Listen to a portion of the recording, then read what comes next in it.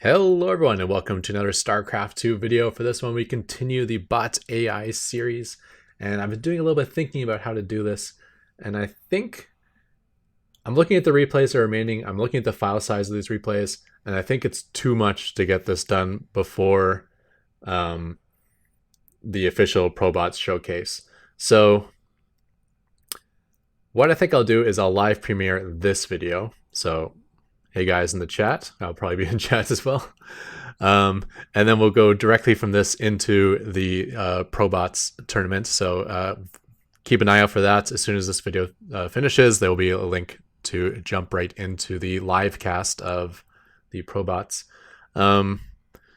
So my plan is we'll do this video, which I'll do, and then we'll have one more to finish the series. And since the last one is going to be after the official ProBot series, I think we'll end it with the winner of the best of the rest tournament I'm doing here versus the winner of the top 8, and the battle of the 2 Gauntlet winners or something like that. So there will be one more video in this series after the official ProBots AI Arena showcase. But for now, we'll just get through as many games as we can in a reasonable amount of time. And so where we left off is a very impressive win by Anibot over a very difficult Spud in a TVT, and now matching up against Golden Armada, a very tough Protoss bot made by Rasper, the author of the #1 Zerg bot on the ladder.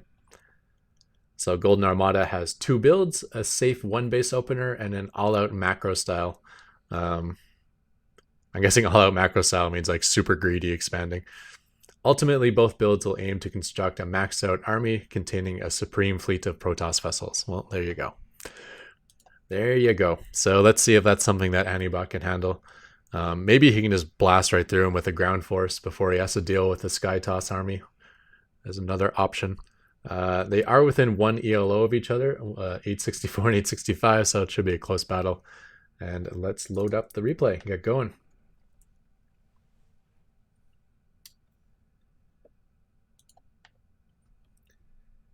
All right.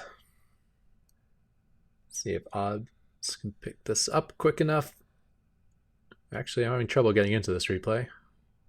Come on, there you go. There you go. Okay, so Golden Wall. Okay, interesting map already. The whole bottom area will only be able to be transversed by ground units. However, I think Anibot is one of the few bots who specifically does something for Golden Wall, and where he mines out his back minerals. Although it may not even be specific to Golden Wall. It might be like any mineral wall that's near his main base on any map he mines out. Because I think I've seen him do it on other maps before. Although I've seen it cost him the game. So maybe it's not something he does anymore. He might have turned that off.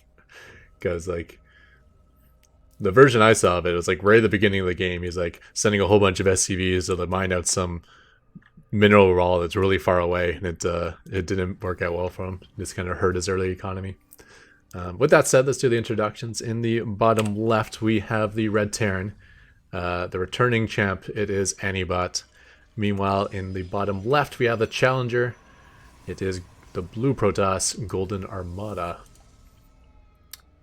So Pylon Gateway, let's see if this is the all-out macro build or whether it is the safe 1 base opener. I would say versus Anibot, probably the all-out macro build is safe-ish. Anibot is not one to do many cheese builds. However, with that said, I didn't catch the chat. Did Anibot say anything? He did not. So it could be that Anibot announces his strategy on Allied chat, and if this replay was produced by Golden Armada's view, then we wouldn't actually see that chat.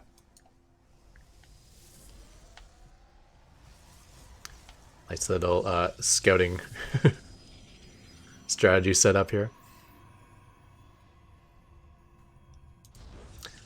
He did say in his bio that he does use some scouting information. Not sure what adjustments he will make, but he will see the lack of an expansion. He will see a 2-gate cyber opener and double gas. I'm not sure if that'll make him scared. It might. I mean, this could certainly be a 4-gate all-in. You do build the 2 early gateways. You do get the double gas. Could be a Blink all in, it could be a Robotics all in, or it could be an expansion coming up afterwards. So really tough to say. And it appears like we are not seeing an expansion out of Anibot. So sending out a Reaper as a follow-up. Oh, and going straight to the gold. I like it.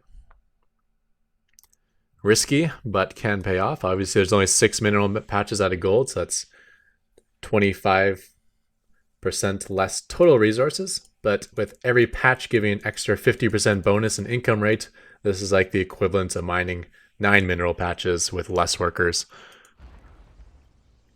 So obviously a massive advantage over a typical one base, at least in terms of income, not in terms of total resources. Robotics going down out of Golden Armada. I'm guessing for observers, if he's going straight into Sky Toss, but maybe he starts off with a handful of Immortals just to kind of stay safe. And Immortals with Sky Toss is actually pretty strong. I think when they are with Sky Toss, they kind of live up to their own name.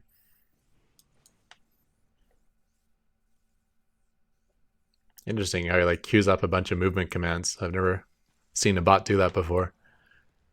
Usually just say go across the map, or you give a command like every frame basically.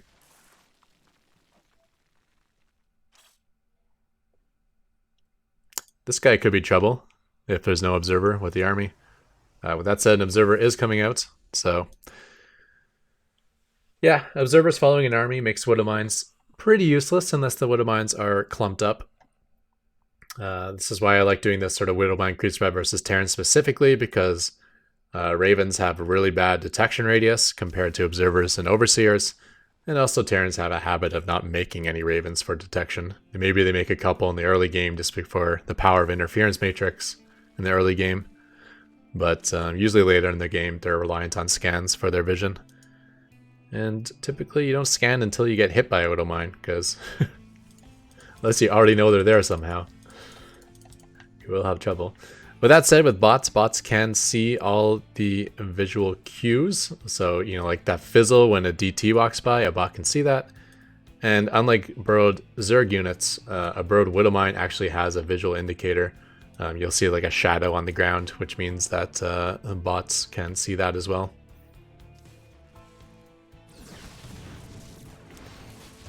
Very nice.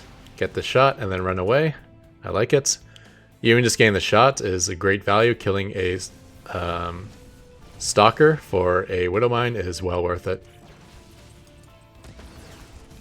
Another Stalker going down. However, with that said, I mean, the army is just Widow Mines. Okay, here's some Marines coming.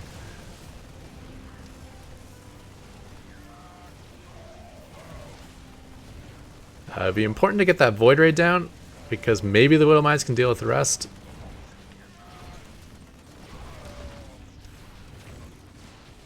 Observer is here. Widow Mine still gets its oh no, it doesn't get its shot off.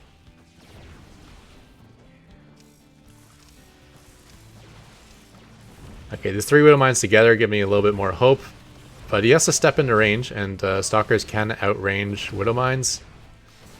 Okay, one goes off, one Stalker down, but this is not looking good for Anibot.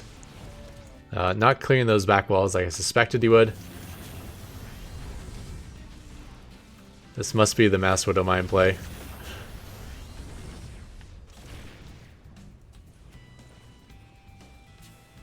With Drilling Claws, it could be a lot more powerful. You'll be able to burrow in time to get off a shot, and then after the shot, since he has that micro to immediately unburrow and run away, those are both things that would highly get a ton of value out of Drilling Claws. And he does have a Tech Lab factory now, so perhaps that is on the agenda. And this does look like he's trying to do that concave of Widow Mines. Now obviously he can't do the lower portion, but you can see that the Widow Mines are kind of spreading out like this. Like if you imagine putting a pin right in this nexus, so then a string on the end of the pin, and then you just kind of move the string along, you'll just be going through this Widow Mine area.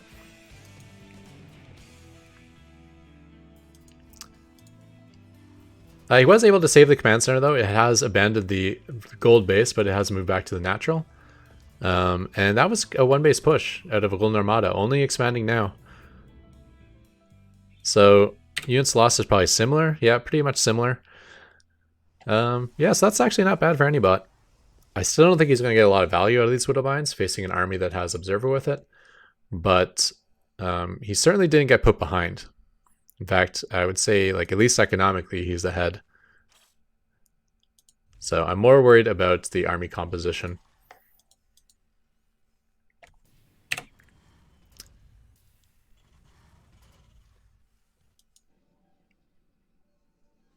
Yeah, actually quite a late Nexus. Still producing workers, I do like that. So as soon as he starts, maybe when he starts the Nexus, he turns this back on, or maybe he had it on the whole time. But you do want to be able to transfer a whole bunch of workers. But man, down to like 7 patches, and for quite a while. Okay, pushing out again. Yeah, still no drilling claws. These Widowmines will never be able to burrow in time, and even if they do, they'll probably get detected and kited from range. I could see them getting a Zealot, but I don't think they'll get Stalkers easily. This Widowmine will get down in time, and unfortunately it shoots a Zealot instead of a Stalker.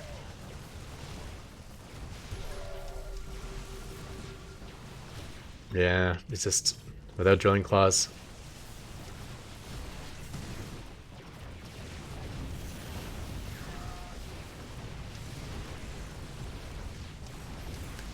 At least they burrow when they see an observer, which is probably a bad thing in general, but it's better than him burrowing when he sees an enemy unit, because that we know doesn't burrow fast enough. It just dies.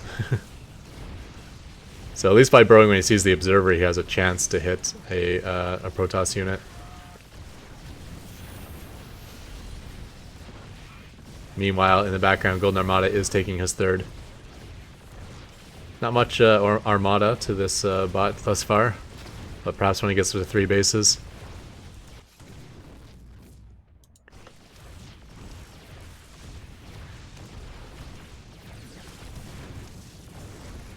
Alright, Marine's soaking up hits so these Widowmines can get down is nice. Oh, this will be good. 2, 3. Oh, that got 2 Immortals.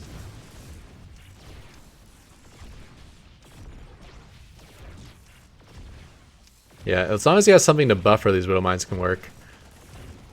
There is no Observer here, too.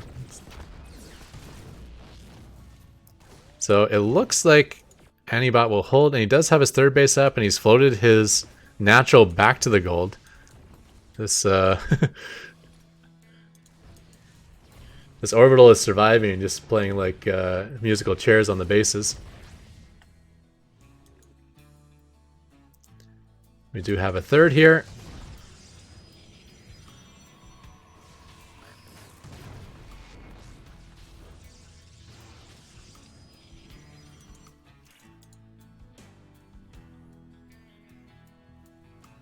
So, I mean, the Widowmines are keeping him alive. At the same time, the Widowmines is kind of what the cause of this problem is.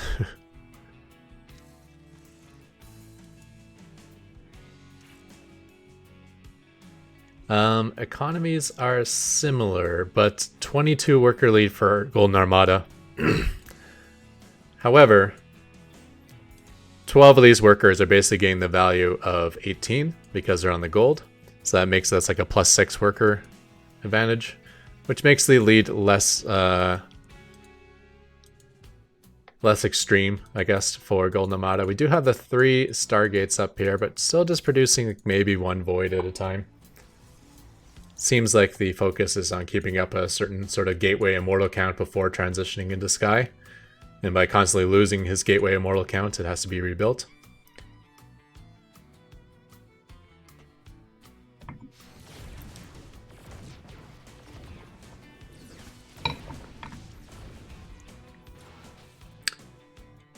I wonder if running away the Widowmine is the right choice if you don't think that you're being detected. Maybe if it's not detected, you just say burrowed. Because by trying to run away, you could end up losing a Widowmine that may not have been under any threat. Anibot expanding to his 4th base, aka his natural base.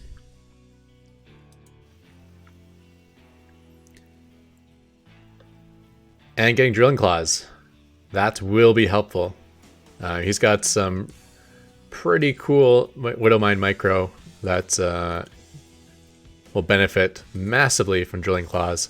And all those Widowmines he keeps trying to put down in front of Stalkers like this that die, they have a very good chance now to fire once they get Drilling Claws.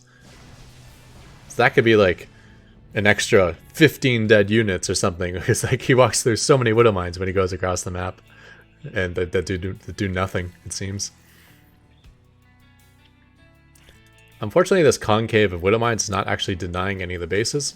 So he's still able to get up his 3rd and 4th base, and even his 5th base. I think sometimes there's a Widowmine here, but it's not at the time this probe was sent over. Although with that said, this could end up working out. This guy's going to get set up in a nice spot, so is this guy. And perhaps they will grab a very solid probe transfer.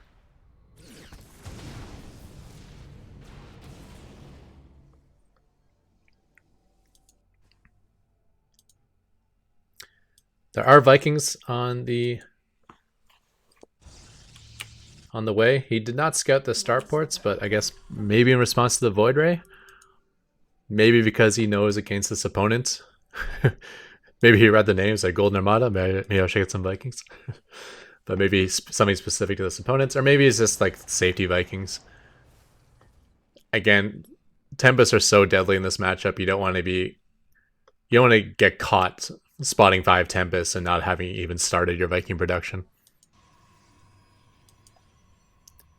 So 1 kill on that one, 1 kill on that one. He did not catch a massive transfer. Too bad. But we are up to 3 Vikings and 2 Colossus, or 2 Tempests. He is dragging them into the Widowmines, which is nice. Still has nothing to deal with this army on the ground. But as he kites backwards, you might get some more Widowmine kills. What to see. There's an observer with this army. What we need to hope is, for Anibots, is that the observer flies over his army at the... or flies over one of his own stalkers at the same time the stalker gets hit by a Widowmine. And then you'll get the kill. Oh, that helps. Okay, unfortunately there's actually no Widowmines left, but it helped. Thor's on the production tab now. So a little bit of mix of everything that can shoot up. Marines, Vikings, Widowmines, and Thors. That covers almost the entire repertoire of the Terran force that can shoot up. But Thor's walking into 4 high ground Immortals. Not looking good. Yeah, just not an army count, unfortunately. A couple more Widowmine shots will go off, which is nice, but he needs like 15 of those just to get back to like an even army here. Maybe Golden Armada will be happy to like, kill the natural and go back home, but if he just continues pushing, I can see this being the end of the match, unfortunately.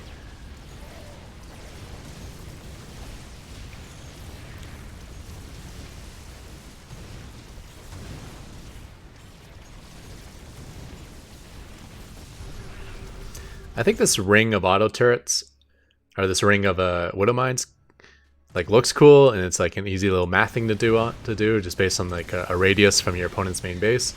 But maybe it would be better just to put all the Widowmines between your base and the path, like between the path from your natural to your opponent's natural, and then maybe send off some other Widowmines to block expansion bases.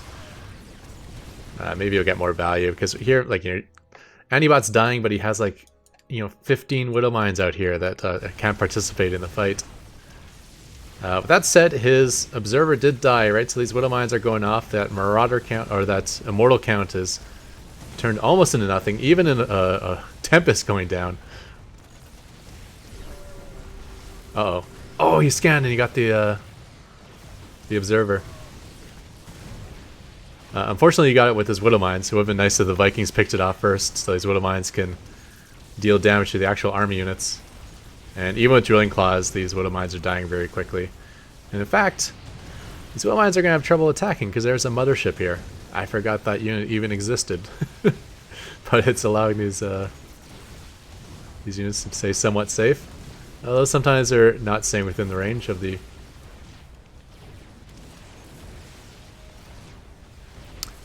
of the cloaking field. I mean, Anibot is certainly 100% dead here, but it is kind of interesting to see how close this is getting.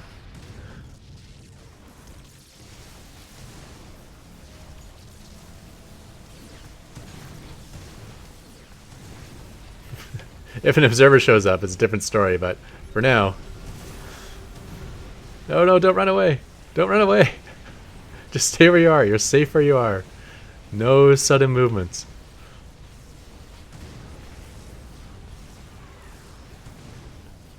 Another Viking coming out. And Viking just charging right in, which is something you need to do versus Tempest, but not when the Tempest has like 7 carriers next to it and you're just a single Viking.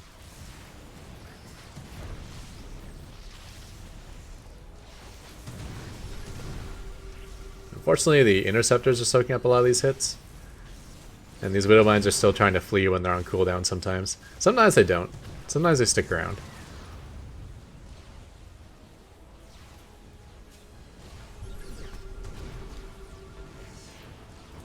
Is there any rebuilding going on? A little bit over here. But just tech structures. So I'm looking at the map. I mean, there's still 3 bases potentially of economy. And that is a GG out of Anibot. So we'll go ahead and believe him and we'll speed up this match. Because he GG's but doesn't actually leave the game. Maybe it's like a BM offensive GG right before he wins. Maybe not the case. Yeah, 3 orbitals. You know, even with a low worker count, that's not insignificant. There's a little bit of rebuilding. Maybe it's a ploy. Say GG, make you think like you're losing your last base, meanwhile you're on 3 base economy trying to rebuild.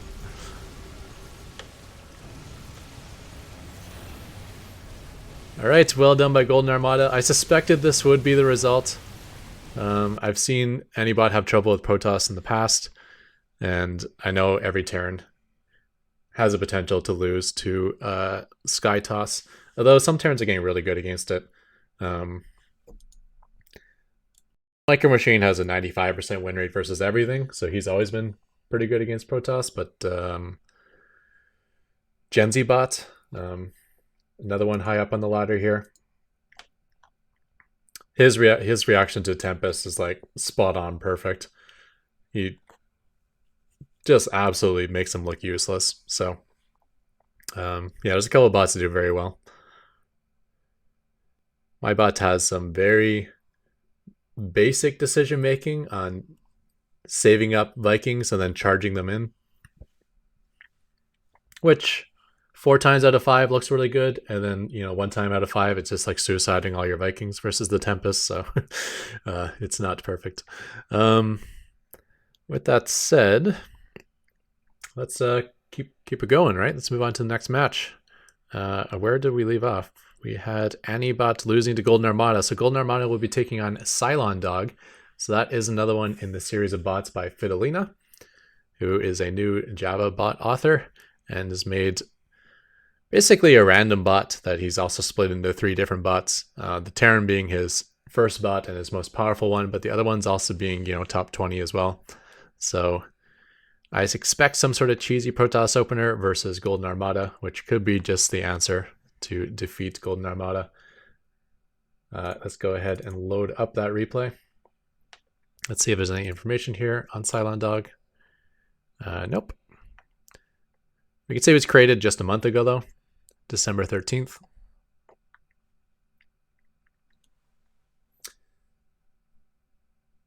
Yeah, and one day this framework being built by Fidelina will be available if you ever wanted to make a Java bot. One day, maybe, hopefully. I think he said a couple months, which probably means 6 months to never, is my guess. But if we're done in 6 months, that'd be awesome. I'd probably check it out myself. I did want to make like a Zerg bot, and it'd just be so much of a hassle to convert what I have into being able to handle that. So I'd probably pick up what someone else is built, a more experienced programmer, as there'll be a lot less headaches. Anyway, spawning in the bottom left, we have the returning king of the hill. It is Golden Armada. Meanwhile, in the top right, we have the challenger. It is Cylondog. Yeah, so with all Fiddlina bots, it's almost certainly going to be some sort of one-base pressure. There will be the ability to expand and move on. It's not going to be like extreme, like I can only all in, but it's going to be pretty close to that. So he needs to win or do a lot of damage with this one-base push. And had Armada be going straight into carriers or something like that, I could see it being extremely effective. However, we saw a pretty stable, solid opener out of Golden Armada last match. You know, you start with a couple gateways into a Cybercore, then a robotics. You got an Immortal followed by an Observer. That seems pretty solid. And even more than solid, it was like especially safe because he expanded extremely late. Now, if we recall correctly from his bio, he did say he had the all-out macro build as well. So, assuming the all-out macro build is like 3 Nexus off 1 gateway, I'm pretty sure whatever Cylondog is doing will kill that. But with that said, I've never actually seen a game of Cylondog. Maybe I'll get surprised and this will be a macro build. I'm just going to guess that Fiddlina is at the point right now as a new author that he's just kind of doing some effective but simple strategies. So I'm going to guess maybe DT Rush, maybe 4-gate, something along those lines.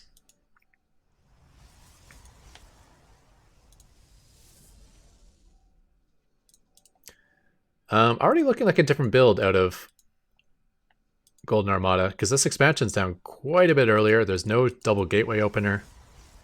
So maybe this is the all-out macro. So we'll have to see exactly what all-out macro means.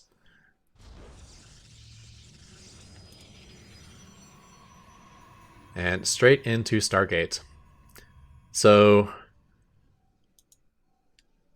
I think when my bot played Cylondog, it killed me with DT Rush. I think that's what happens right now. But it's a Stargate out of Cylondog, so it's not DT Rush. I was about to say DT Rush should probably win this game because opening Stargate, like, where's your detection? Like, yeah, there's oracles with Revelation, but I severely doubt the bots that use Revelation. They're probably just say observers are their detection. And if you're dying to DTs and you're just throwing down your robo, then you'll be in trouble. But that said, the robo is timed at a nice safe time. That's in plenty of time to get out an observer for any sort of DT shenanigans.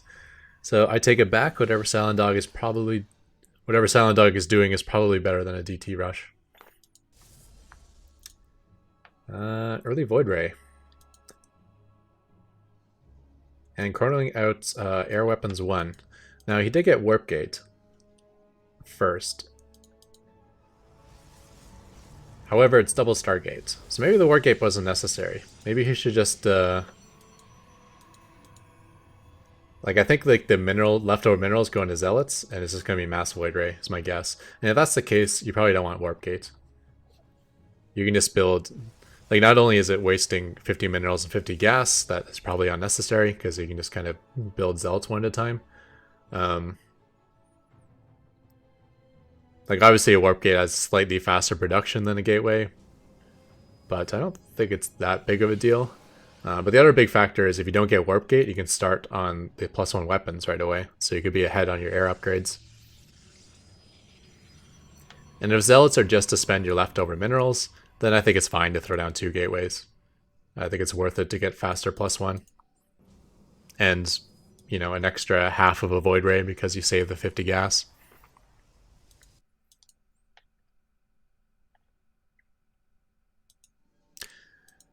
Yeah, so this is the all-out macro build. He is going to be able to scout there, sending out the Phoenix. Really fast 3 bases. Excuse me.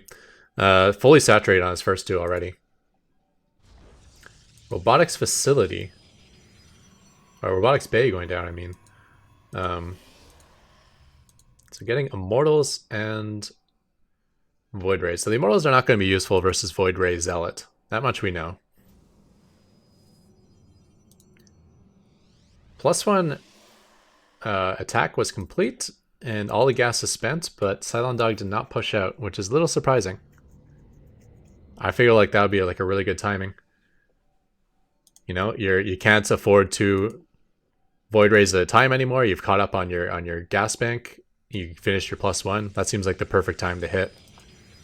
And especially against the build he's facing, it would have been almost a sure lock victory. And now we're at the point now where like every second that goes by is helping Golden Armada more and more as this large economy is really kicking in. Another Immortal on the way, another Void Ray on the way. It's getting to the point now where I think if Cylondog doesn't move out immediately, he's going to have no chance for victory.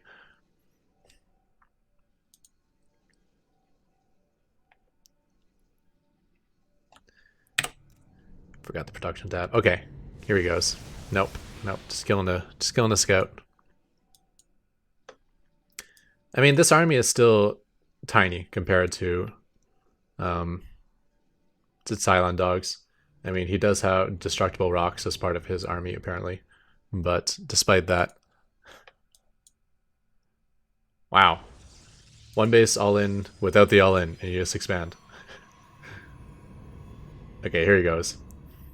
Maybe? Maybe yes? Yes. Okay. Yeah, I guess the other thing you could spend your mineral bank on is expanding. Because expanding gets you more gas, and more gas gets you more void rays. So bring up the units tab now. It is 6 void rays to 3. But, and even the ground, 10 zealots versus 4 stalkers and 2 immortals. That's not bad for zealots. Immortals are pretty terrible versus zealots. But what's going on here? The void ray came back to go after the Phoenix Scout. Uh-oh, that means the zealots are off on their own, and they're just slow zealots, so, without this buying time for the void rays, the whole idea of these zealots is that it allows your void rays to not get shot by stalkers and your opponent's voids.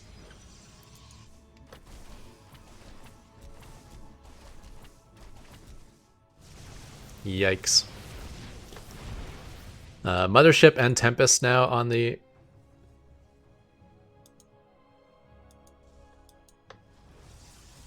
queue. Another Phoenix Scout gets out, and it gets past him, which is going to delay the attack more. I think as soon as this Phoenix Scout becomes visible to him, he'll back up. Okay, no, he can see other units now, so he'll stay on the offense, I think. Colossus is going to be nice versus the Zealots, but there's no Zealots left anyways. Charging up the Void Rays, which is nice against all those armored units. So Cylondog did win the initial fight with 4 Void Rays remaining. 4? 5? 4. And a 5th one has arrived. However, the follow-up out of Cylondog is going to be small, even though he's got his natural base now, where the reinforcements out of Golden Armada can be quite massive. The Tempest does get taken down, though, very nicely. Mothership is almost done. I'm not sure how impactful the Mothership is. It's so expensive that its attack must be decent, but oh boy. Camping the production here. Usually something you can only do versus Terran, but against Protoss you can do it too, because there's no such thing as warp gates for Stargate units. Forge does go down. 4th base will go down, which isn't too relevant. You still have 3 bases. Okay, that Void Ray was able to take out a Cylondog Void Ray.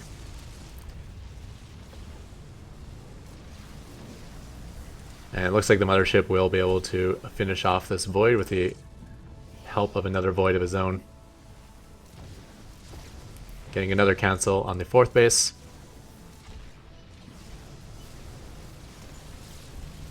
And with the Tempest and a Void Ray helping out, I think this will... oh, we didn't quite get that. Probably important that he did. No 4th gas, which is really important for Cylondog if he actually wants to get these Void Rays coming out quickly. Also, no more Stargates being added. So yeah, Cylondog's actually up to a gas bank. Okay, another Stargate here.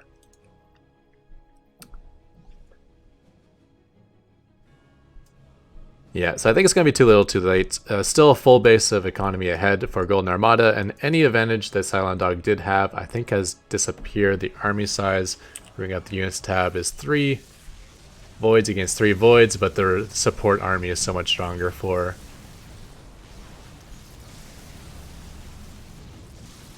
Golden Armada with the Tempest and the Mothership.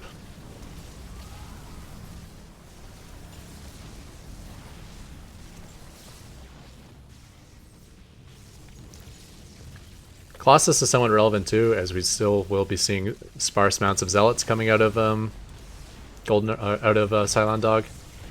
Does lose his Observer. I don't think that really matters. The cannon is granting vision to these cloaked units. But with that, I think it's pretty safe to speed this up. Cylondog has fallen. I think the build was actually a build order victory for Cylondog. He just needed an earlier attack. And I think for that build in general, it's probably a really good idea to attack when your +1 finishes. Because that's the point where you've already spent all your gas bank. You know, you load up on gas early on when you take the double gas, so then you start spending through it when you get your Stargates.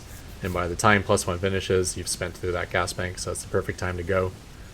Upgrade advantage and a good amount of voids. And of course, if you're facing someone who expanded, or double expanded in this case, the later you go, the worse it is.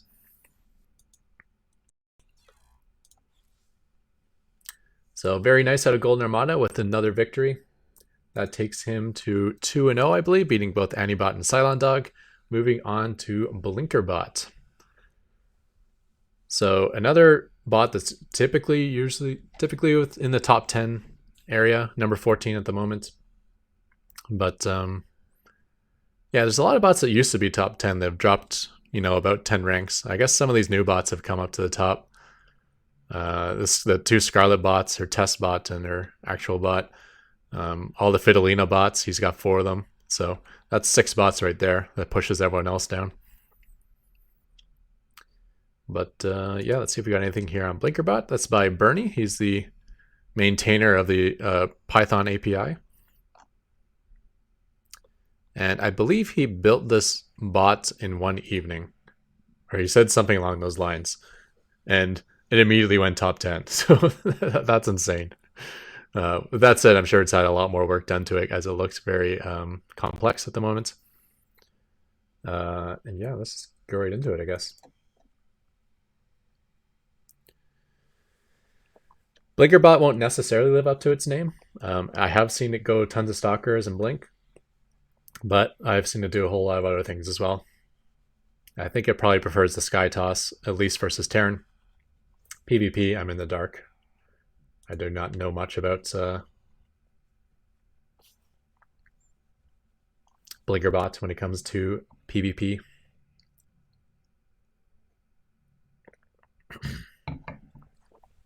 So this match will be on Submarine. And yeah, spawning in the top left, so we have the returning King of the Hill. It is the Golden Armada. Meanwhile, in the bottom right, we have the blue challenger, the Protoss. It is Blinkerbot.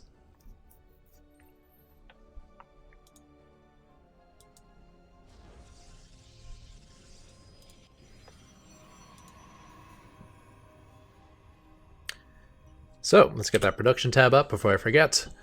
And yeah, we'll have to see how this one goes.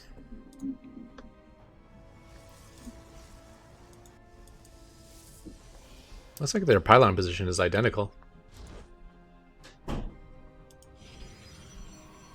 Yeah, definitely identical. What is Blinkerbot up to? Is this going to be a Nexus first, or is this a bug, or what's going on? I think it's going to be Nexus first. Look at the timing. There it is. Nexus first. Okay, it still might not be as greedy as the Golden Armada build, though. Depending on which one Golden Armada pulls out here. Because he took a super fast third when he was doing it the other time. Second gas guys are going down, and 2 gateways. So this is not going to be the super greedy build out of Golden Armada. This is going to be the safe 1 base opener. Which I think will just play right into the hands of Blinkerbot. I feel like by the time he pushes out on this safe 1-base opener, it's right around the time that this 2-base economy will like have insanely paid off for itself. Now, if this is like a Nexus first into a quick 3rd base, like some ultimate greed, then it might not be good. But if the idea is just to saturate 2 bases and build up an army, this will be like perfectly timed, I think. So, looking good for Blinkerbot at the moment. We'll have to see how it turns out, though. I've called many matches early in this series and have been completely wrong.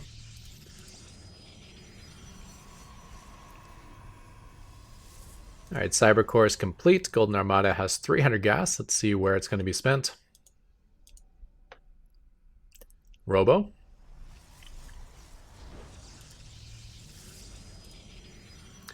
No warp gate at the moment. Switching into Stalkers now that he has a Cyber Core done. Blinkerbot is still cornering probes, which I like. If you're going to do this risk, you might as well like go all out on it and get these 2 bases saturated as quickly as possible. Don't do something weird like Chrono Warp Gate. Some people just do that because that's kind of what some people do. But if you're not actually doing a timing attack based off of that Warp Gate, then you'd be much better at chrono boosting upgrades or chrono boosting probes.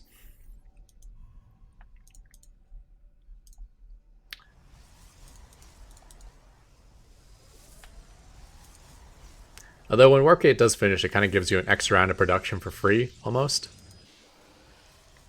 Because like, you can finish a round of production with this Zealot, and then as soon as Warp Gate's done, like if Warp Gates finishes, as soon as you finish your production from your gateway, you morph it into a Warp Gate, and then you immediately get another round of production from it.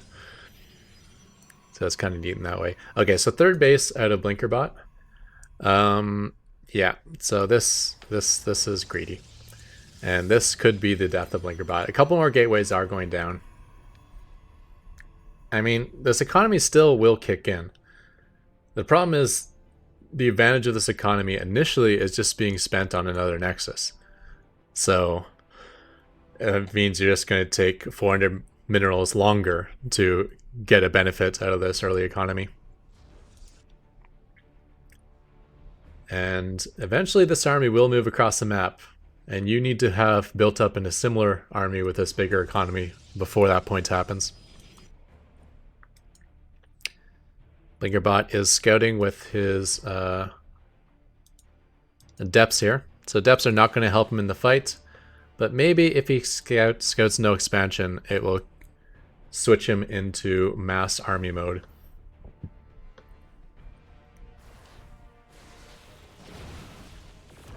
Yikes. Well, the Adepts are not going to be that helpful in a massive fight anyways. I guess they would help versus the Zealots. And here comes the push. I wonder if he even instigated that push by sending the Adepts over. Maybe this is still Adept defense that's just like, I'm still defending Adepts, keep going. Or he could just, it could be coincidence. Another Immortal on the way, and just a paltry army out of Blinkerbot here. 5 Stalkers and a Sentry, one of them on the high ground. But facing like double that Stalker count, plus Void Rays, plus an Immortal, plus Zealots, and a Sentry. Maybe with like a Worker Pull, but no. Not looking great. Immortal getting in on the fights now.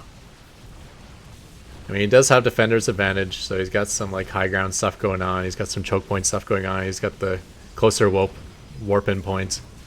And he can pull Workers, which is what we're kind of seeing here. Not very well.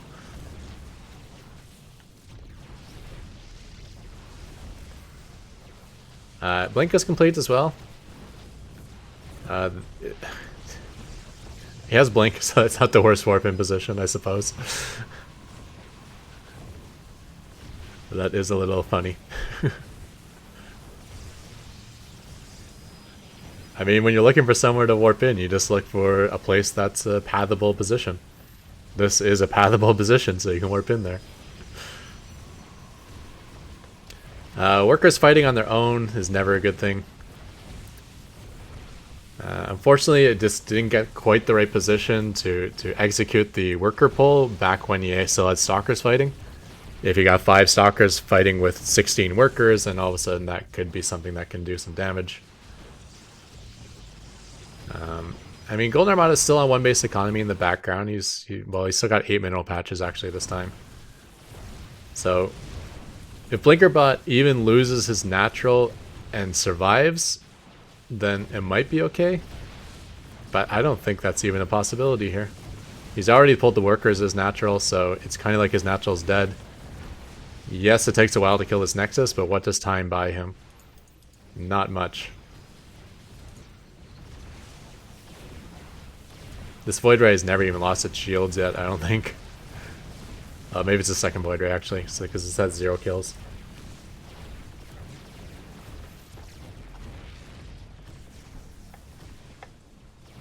He's hiding. See? Look at the angle. Can't see him.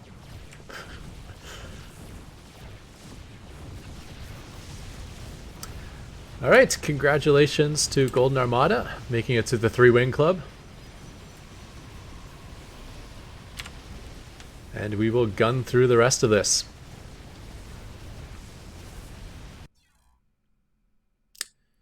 Yeah, well done, Golden Armada. So I think with that, we'll be calling at the end of this video. So once again, in the description and in the chats, I will be putting a link to the Probots Arena Showcase. That will be with the top 8 bots. Now there's a 1 bot per author limit. So the bots in the top 8 were actually going to be Micro Machine, Ketrock, Spiny. Dominion Dog will not be there because Fidelina is going to be bringing mixed breed.